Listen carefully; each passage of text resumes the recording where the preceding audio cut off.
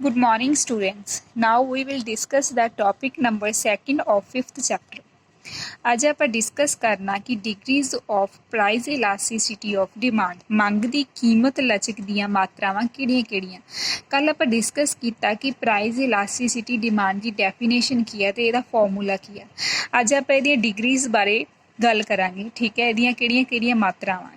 ठीक है, price elasticity जी मंग की कीमत लचक आ उहदियां 5 डिग्रीज ने। पहली हैगी आ परफेक्टली इलास्टिक डिमांड जिन्हों पूर्ण लचकदार कहा जाता, परफेक्टली इन इलास्टिक डिमांड जिन्हों पूर्ण बेलोचदार कहा जाता, यूनिटरी इलास्टिक डिमांड जिन्हों इकाई लचकदार कहा जाता ते मोर इलास्टिक डिमांड जिन्हों वध लचकदार ते लैस इलास्टिक डिमांड जिन्हों की एक तो घट या फिर घट लचकदार किया जाता है। ठीक है, अज आप एक करके सारी डिस्कस करांगे विद डायग्राम्स। पहला देखो, द न्यूमेरिकल वैल्यू ऑफ और coefficient of elasticity demand ranges from 0 to infinity.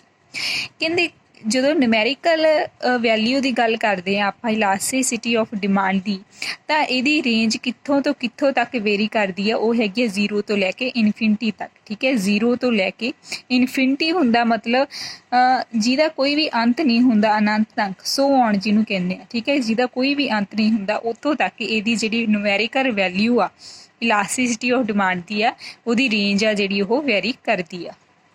सब तो पहले आप डिस्कस करते हैं कि परफेक्टली इलास्टिक डिमांड की है, पूर्ण लचकदार की है। ठीक है, इनू किहदे नाल डिनोट किया जाता है, न्यूमेरिकल वैल्यू हैगी आ elasticity of demand is equal to infinity, मतलब ये अनंत तक जाती है, इनफिनिटी तक जाती है, जी पूर्ण लोचदार होंगी है। ठीक है, तां ही करके पूर्ण होंगी है, मतलब इसका कोई भी अंत नहीं होंदा।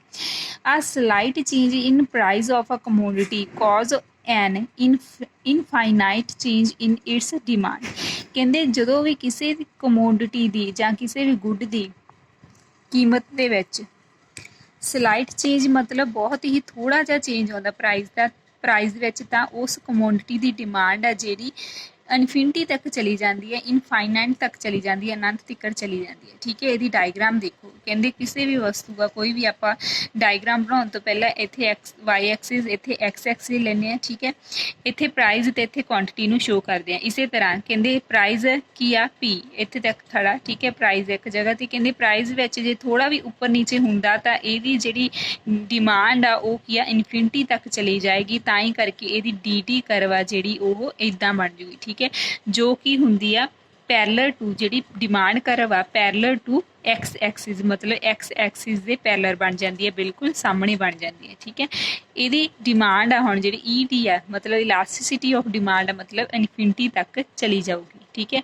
इहनूं की कहंदे आ परफेक्टली इलास्टिक डिमांड किया जाता।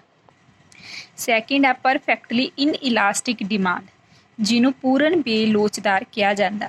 ये जी इलास्टिसिटी ऑफ डिमांड है इज इक्वल टू 0 होंगी है। ठीक है, वो इनफिनिटी होंगी है, ये 0 होंगी है।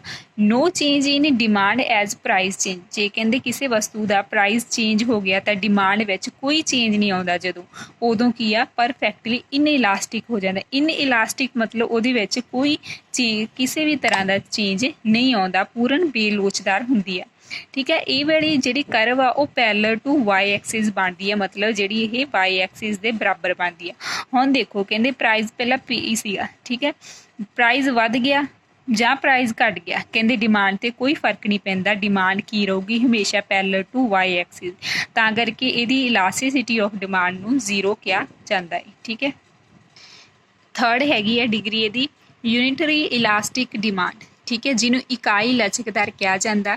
इकाई लचकदार इस तरह कहा जाता क्योंकि ये 1 के इक्वल होंगी है। ठीक है, यदि इलास्टिसिटी ऑफ डिमांड 1 के इक्वल होंगी है। देखो proportionate change in demand is equal to the proportionate change in price. Proportionate होंदा अनुपात, कहते जिन्ना चेंज कहते प्राइस दे विच आउंदा उन्ने ही प्रपोर्शन दे विच चेंज किहदे विच आउंदा डिमांड, मतलब डिमांड ते प्राइस दे विच इक्को प्रपोर्शन दे नाल चेंज आता, समान तब्दीली होंगी है। In the case of comfort of life E D is equal to 1। ठीक है, जो चीज़ों की आरामदायक चीज़ों की गल आ जाती है, आरामदायक गुड्स की गल आ जाती है, तो उदों यह नियम लागू होंगे। ठीक है, उदों की है जी E D is equal to 1 के बराबर होंगी है। हुण देखो कहते जे प्राइस पहला पी सी ਤਾਂ ਜਿਹੜੀ ਡਿਮਾਂਡ ਸੀ x ਸੀ। ਜੇ ਕੀ ਆ ਪ੍ਰਾਈਸ ਕੀ ਹੋ ਗਿਆ, ਆਪਾਂ ਕਹਿਣਾ ਜੇ ਪ੍ਰਾਈਸ ਘਟ ਗਿਆ, ਠੀਕ ਹੈ, P1 ਹੋ ਗਿਆ ਤਾਂ ਜਿਹੜੀ ਉਹ ਡਿਮਾਂਡ ਆ ਉਹ X1 ਹੋ ਜੂਗੀ। ਮਤਲਬ ਇਹਨਾਂ ਵਿੱਚ ਇੰਨਾ ਸੇਮ ਤਰ੍ਹਾਂ ਦਾ ਕੀ ਆ ਪਰਿਵਰਤਨ ਆਇਆ ਇਹਨਾਂ ਵਿੱਚ, ਠੀਕ ਹੈ, ਪ੍ਰਪੋਰਸ਼ਨੇਟ ਚੇਂਜ ਸੇਮ ਆਇਆ, ਤਾਂ ਕਰਕੇ ਇਹਨੂੰ ED ਕਿਹਾ ਜਾਂਦਾ। ਹੁਣ ਜਿਹੜੇ ਆਹ ਵਾਲੇ ਪੁਆਇੰਟ ਹੈ ਜਦੋਂ ਆਪਾਂ ਇਹਨਾਂ ਦੋਨਾਂ ਨੂੰ ਮਿਲਾ ਦੇਵਾਂਗੇ, ਠੀਕ ਹੈ, ਤਾਂ ਆਪਣੇ ਕੋਲ DD ਕਰਵ ਬਣ ਜੂਗੀ ਜੋ ਕਿ ਆ ਯੂਨੀਟਰੀ ਇਲਾਸਟਿਕ, ਮਤਲਬ ਦੋਨਾਂ 'ਚ ਸੇਮ ਆ ਜਿਹੜਾ ਫਰਕ ਆਉਂਦਾ ਹੈ। ਇਸ ਤੋਂ ਅੱਗੇ ਮੋਰ ਇਲਾਸਟਿਕ ਡਿਮਾਂਡ, ਵੱਧ ਲਚਕਦਾਰ। ਮੋਰ ਇਲਾਸਟਿਕ ਦਾ ਮਤਲਬ ਜਿਹੜੀ ED ਆ 1 ਤੋਂ ਜ਼ਿਆਦਾ ਹੋਗੀ, ਠੀਕ ਹੈ, ਇੱਦਾਂ ਤੁਸੀਂ ਯਾਦ ਰੱਖਣਾ।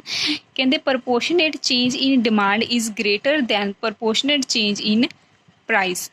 ਕਹਿੰਦੇ ਜਿਹੜਾ ਡਿਮਾਂਡ ਦੇ ਵਿੱਚ ਚੇਂਜ ਆਉਂਦਾ ਉਹ ਪ੍ਰਾਈਸ ਤੇ ਚੇਂਜ ਨਾਲੋਂ ਵੱਧ ਹੁੰਦਾ, ਠੀਕ ਹੈ, ਜਿਹੜਾ ਡਿਮਾਂਡ ਦਾ ਚੇਂਜ ਆ ਉਹ ਕੀ ਆ ਪ੍ਰਾਈਸ ਦੇ ਨਾਲੋਂ ਵੱਧ ਆਉਂਦਾ, ਤਾਂ ਕਰਕੇ ਇਹਨੂੰ ਇਕਾਈ ਤੋਂ ਵੱਧ ਵੀ ਕਿਹਾ ਜਾਂਦਾ। ਇਹ ਲਗਜ਼ਰੀ ਗੁਡਸ ਤੇ ਕੀ ਆਪਾਂ ਕਹਿ ਸਕਦੇ ਹਾਂ ਵੀ ਲਾਗੂ ਹੁੰਦਾ। ਆਪਾਂ ਨੂੰ ਪਤਾ ਜਦੋਂ ਲਗਜ਼ਰੀ ਗੁਡ ਦਾ ਥੋੜਾ ਵੀ ਪ੍ਰਾਈਸ ਘਟ ਜਾਂਦਾ ਤਾਂ ਉਹਦੀ ਡਿਮਾਂਡ ਬਹੁਤ ਜ਼ਿਆਦਾ ਵੱਧ ਜਾਂਦੀ ਹੈ। ਦੇਖੋ ਕੋਈ ਵੀ ਵਸਤੂ ਆ ਲਗਜ਼ਰੀ ਗੁੱਡ ਆ, ਠੀਕ ਹੈ, ਮਹਿੰਗੀਆਂ ਕਾਰਾਂ ਵਗੈਰਾ ਮੰਨ ਲਓ ਸਸਤੀਆਂ ਹੋ ਗਈਆਂ ਤਾਂ ਉਹਦੀ ਡਿਮਾਂਡ ਕੀ ਆ, ਪ੍ਰਾਈਸ ਉਹਦਾ ਘਟਦਾ ਤੇ ਡਿਮਾਂਡ ਉਹਦੀ ਬਹੁਤ ਜ਼ਿਆਦਾ ਹੋ ਜਾਂਦੀ। ਹੁਣ ਆਪਾਂ ਦੇਖੋ ਇਹਦਾ ਗੈਪ ਤਾਂ ਸਿਰਫ ਇੰਨਾ ਤੇ ਇਹਨਾਂ ਦਾ ਗੈਪ ਬਹੁਤ ਜ਼ਿਆਦਾ ਵੱਧ ਗਿਆ, ਠੀਕ ਹੈ, ਤਾਂ ਕਰਕੇ ਇਹਨੂੰ ਇਕਾਈ ਤੋਂ ਵੱਧ ਲਚਕਦਾਰ ਕਿਹਾ ਜਾਂਦਾ।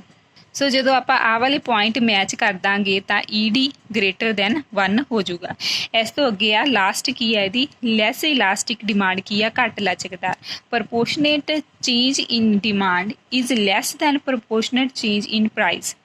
ਕਹਿੰਦੇ ਜਿਹੜੇ ਡਿਮਾਂਡ ਦੇ ਵਿੱਚ ਜਿਹੜਾ ਚੇਂਜ ਆਉਂਦਾ ਉਹ ਲੈਸ ਹੁੰਦਾ ਤੇ ਪ੍ਰਾਈਸ ਦੇ ਵਿੱਚ ਜ਼ਿਆਦਾ ਚੇਂਜ ਆਉਂਦਾ, ਠੀਕ ਹੈ। ਦੇਖੋ ਹੁਣ ਕੀ ਕਰਾਂਗੇ ਆਪਾਂ, ਇਹ ਨੈਸੈਸਰੀ ਗੁਡਸ ਤੇ ਜਾਰੀ ਹੁੰਦਾ। ਕਹਿੰਦੇ ਨੈਸੈਸਰੀ ਗੁਡਸ ਜਿਹੜੀਆਂ ਜ਼ਰੂਰੀ ਵਸਤੂਆਂ ਆਪਾਂ ਨੂੰ ਹਰੇਕ ਹਾਲਤ ਵਿੱਚ ਚਾਹੀਦੀਆਂ, ਜਿਵੇਂ ਨਮਕ ਹੋ ਗਿਆ, ਠੀਕ ਹੈ, ਸ਼ੂਗਰ ਵਗੈਰਾ ਹੋ ਗਈ, ਹੁਣ ਉਹਦਾ ਪ੍ਰਾਈਸ ਵਧੀ ਜਾਵੇ ਘਟੀ ਜਾਵੇ ਆਪਾਂ ਨੂੰ ਡਿਮਾਂਡ ਤਾਂ ਉਨੀ ਕਰਨੀ ਪੈਂਦੀ ਹੈ ਕਿਉਂਕਿ ਆਪਾਂ ਨੂੰ ਚਾਹੀਦੀ ਆ ਰੋਜ਼ਾਨਾ ਜ਼ਿੰਦਗੀ ਦੇ ਵਿੱਚ, ਠੀਕ ਹੈ। ਇਸ ਲਈ ਕਹਿੰਦੇ ਜਦੋਂ ਇਹਦੇ ਪ੍ਰਾਈਸ ਦੇ ਵਿੱਚ ਭਲਾਂ ਦੀ ਜ਼ਿਆਦਾ ਚੇਂਜ ਆ ਗਿਆ, ਮਤਲਬ ਇਹਦਾ ਪ੍ਰਾਈਸ ਮੰਨ ਲਓ ਪਹਿਲਾਂ P ਸੀ, P ਤੋਂ P1 ਹੋ ਗਿਆ, ਠੀਕ ਹੈ, ਬਹੁਤ ਜ਼ਿਆਦਾ ਘਟ ਗਿਆ, ਤਾਂ ਉਹਦੀ ਪ੍ਰਾਈਸ ਜਿਹੜੀ ਡਿਮਾਂਡ ਆ ਪਹਿਲਾਂ X ਸੀ ਤਾਂ X1 ਹੋ ਗਈ, ਮਤਲਬ ਆਹ ਵਾਲਾ ਪ੍ਰਪੋਰਸ਼ਨ ਜ਼ਿਆਦਾ ਤੇ ਆਹ ਵਾਲਾ ਕੀ ਆ ਘੱਟ ਆ। ਸੋ ਆਪਾਂ ਕਹਿ ਸਕਦੇ ਹਾਂ ਵੀ ਜਿਹੜਾ ਇਹ ਇਕਾਈ ਜਿਹੜੇ ਇਹਦੀ ਇਲਾਸਟੀਸਿਟੀ ਉਹ ਡਿਮਾਂਡ ਆ ਲੈਸ ਦੈਨ 1 ਦੇ, ਕਿਉਂਕਿ ਪ੍ਰਾਈਸ ਵਿੱਚ ਜ਼ਿਆਦਾ ਚੇਂਜ ਆਉਂਦਾ, ਡਿਮਾਂਡ ਦੇ ਵਿੱਚ ਘੱਟ। ਸੋ ਆਪਣੀਆਂ ਡਿਗਰੀਜ਼ ਇੱਥੇ ਫਿਨਿਸ਼ ਹੋ ਜਾਂਦੀਆਂ। Thank you students.